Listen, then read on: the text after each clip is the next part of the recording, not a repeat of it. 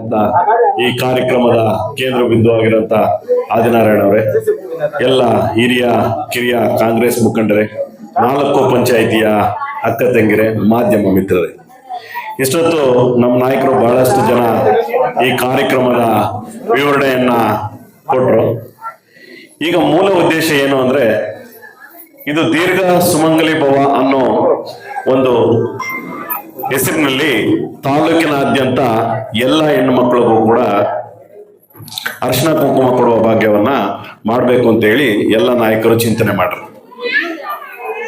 ಇದರ ಮೊದಲನೇ ಭಾಗವಾಗಿ ಏನು ಗಟ್ಟು ವೆಂಕಟರಮಣ ಸ್ವಾಮಿ ಹತ್ರ ಕಾರ್ಯಕ್ರಮವನ್ನ 2 ಪಂಚಾಯಿತಿಗೆ ಕಾರ್ಯಕ್ರಮ ಆಯಿತು. ಈಗ ಅದರ ಮುಂದುವರೆದ ಭಾಗವಾಗಿ ನಮ್ಮ ತಾಯ್ಲೂರು ಸುತ್ತಮುತ್ತ 4 ಗ್ರಾಮ ಪಂಚಾಯಿತಿಗಳಲ್ಲಿ ಆಯೋಜನೆ ಮಾಡಕ್ಕೆ ಇದನ್ನ ಪೂರ್ವಭಾವಿ ಸಭೆಯಾಗಿ ಇವತ್ತು ನಾವೆಲ್ಲರೂ ಕೂಡ ಸೇರಿದ್ದೀವಿ. ಇದರ ಮುಖ್ಯ ಉದ್ದೇಶ ಏನು, ಯಾವುದಕ್ಕೋಸ್ಕರ ಈ ಕಾರ್ಯಕ್ರಮ ಮಾಡ್ತಾ ಇದ್ದಾರೆ ಅನ್ನೋದು ಮುಖ್ಯ. ಈಗ ಯಾವುದೇ ನಾಯಕರಿರ್ಲಿ ಏನೇ ಇರಲಿ, ಬಹಳಷ್ಟು ಕಾರ್ಯಕ್ರಮ ಮತ್ತೆ ಬಹಳಷ್ಟು ಜನನ ಉದ್ದೇಶಿಸಿ ಗಂಡಸರನ್ನ ಉದ್ದೇಶಿಸಿ ಕಾರ್ಯಕ್ರಮಗಳನ್ನ ಮಾಡ್ತಾ ಇರ್ತೀವಿ.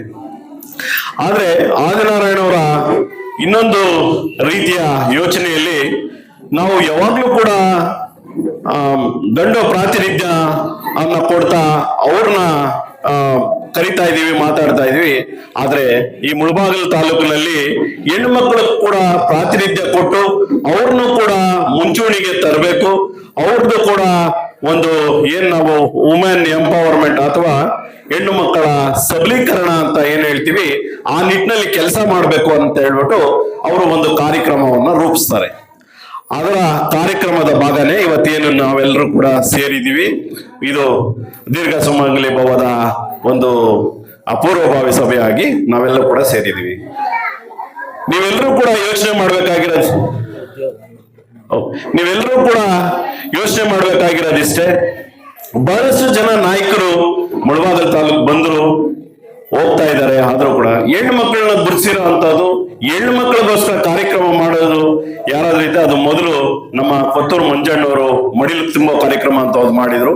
2ನೇದು ಈಗಿನ ಕೇಂದ್ರ ಬಿಂದು ಆಗಿರೋಂತ ಆದಿನಾರಾಯಣ ಅವರು ಮಾಡ್ತಾ ಇದ್ದಾರೆ.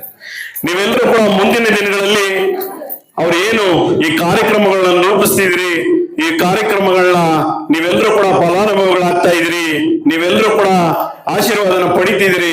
ನಿಮ್ಮೆಲ್ಲರ ಆಶೀರ್ವಾದ ಕೂಡ ಮುಂದಿನ ದಿನಗಳಲ್ಲಿ ನಮ್ಮ ಆದಿನಾರಾಯಣ ಅವ್ರನ್ನ ಆಶೀರ್ವದಿಸಿ ನಮ್ಮೆಲ್ಲರ ಸೇವೆ ಮಾಡೋ ನಿಟ್ಟಿನಲ್ಲಿ ನಾವೆಲ್ಲರೂ ಕೂಡ ಯಶಸ್ವಿ ಆಗ್ಬೇಕು ಅಂತ ಹೇಳಿ ಅವ್ರನ್ನ ಮತ್ತೊಮ್ಮೆ ನೀವೆಲ್ಲರೂ ಕೂಡ ಒಳ್ಳೆ ರೀತಿಯಲ್ಲಿ ಮುಂದಿನ ದಿನಗಳ ಆಶೀರ್ವದಿಸಿ ಅಂತ ಹೇಳ್ತಾ ಈ ನನ್ನ 4 ಮಾತುಗಳನ್ನು ಮುಗಿಸ್ತಾ ಇದ್ದೀನಿ. ಜೈ ಹಿಂದ್, ಜೈ ಕರ್ನಾಟಕ.